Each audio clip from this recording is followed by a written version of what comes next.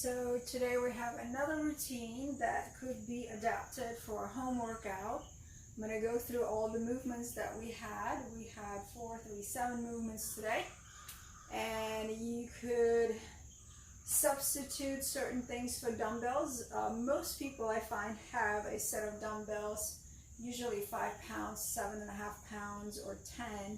So if you have the dumbbells, it's great. If you don't, I have just a way that you could fix that. So again, there's a separate video to do the warm-up, so make sure you warm up. You could watch this video first, then warm up, then get to the routine. So try not to jump into the routines without properly warming up your body. We want to make sure that all our joints and muscles are prepared for what we're going to subject them for. Okay, so the first exercise today with a basic squat with a side leg lift. This is not to be confused with a side kick. Leg lifts are different. You're lifting the leg, keeping the foot straight. Foot is parallel to the ground and the leg is straight. So in essence, it's a squat down. Again, try to shift the tailbone back and down. Keep the chest up. Shoulders are retracted down. I like to put my hands here. Rise up, squeeze, and then lift the leg. Again, deep squat. Try to aim to get your hips to knee level. Rise up, squeeze the glutes, and then leg lift. So just key points on the leg lift. Straight leg, toes are pointing forward. A lot of times, I see this where the toes are pointing up. We want to work, this is abduction. So we're lifting the leg, we're working this part of the leg. Essential to keep the pelvic muscles tight. As we squat down, we come up, we squeeze it tighter, and then we lift. So don't be loosey-goosey here, especially for women, okay? Very important. So 20 repetitions. Inhale down, exhale up, inhale down, exhale up. You're doing 20 squats, count just the squats, not the legs, and you're alternating the legs lift.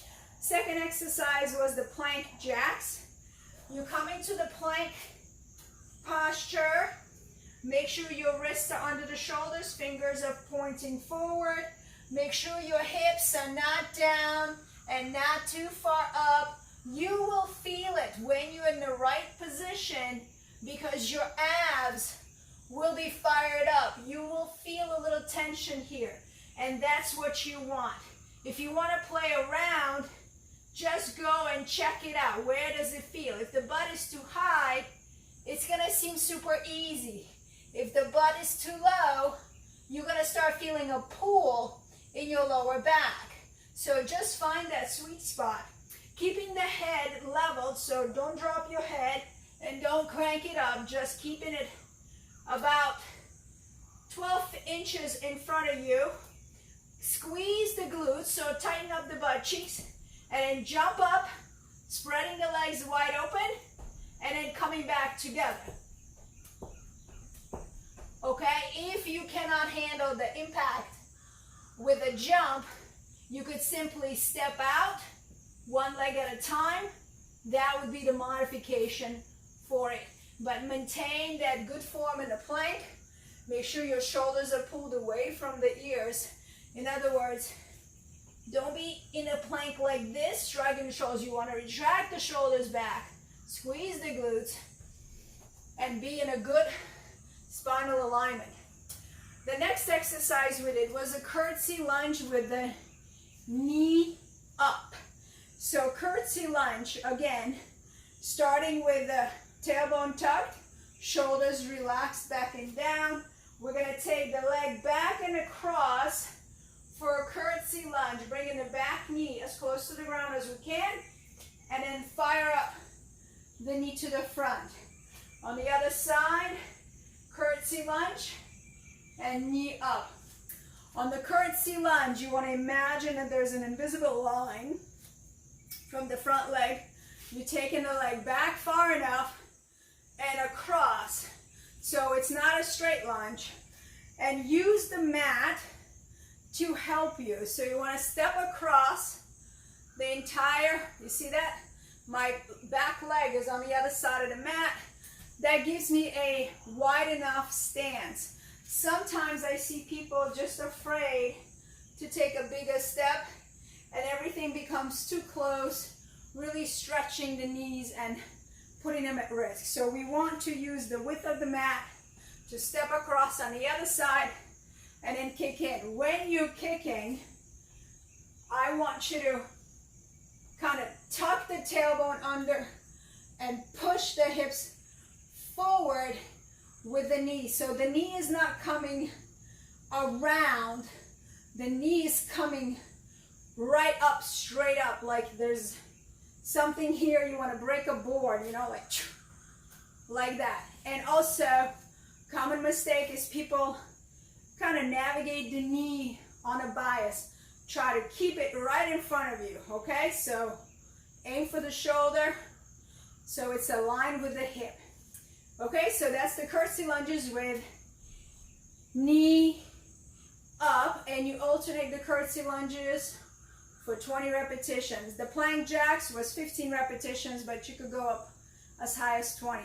On the repetitions, decide yourself. The last 3 reps should be challenging, so you might start out in lower rep, and then as you build endurance, as you build the strength, you increase it.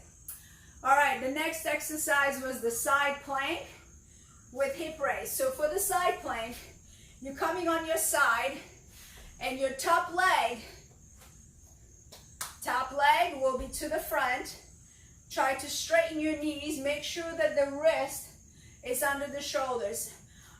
Ideally, want to lift up, extend the arm up and overhead, pushing the hips forward, creating a straight line here. Legs are extended, totally straight, and then coming back down, and then lifting again, right? So that's a side plank. To modify this, you could also go on the forearm, and you could help use this hand, this arm, to help you up, and then extend it up, and then bring it down. Make sure that there's no bend in the hip crease. Okay, when you lift up, you want to press the hips forward, creating a straight line. I'll show you this way the difference. So this would be the incorrect one. When you're leaning forward, you want to press the hips forward, creating a straight line on the plank. To modify this, if you're totally new to it, you will use the bottom leg to support. Again, all rules apply. You want to press the hips forward. You want to kind of look to see, am I in a straight line? Am my foot aligns with the hip and aligns with the shoulder? If there's any kind of bend, you will see it. It's all about watching yourself and feeling how the movements feel within your body when you do them correctly. Okay, and then intuitively you fix it if something feels out of alignment. You know, we have to learn to live centered in our spine and centered in our body.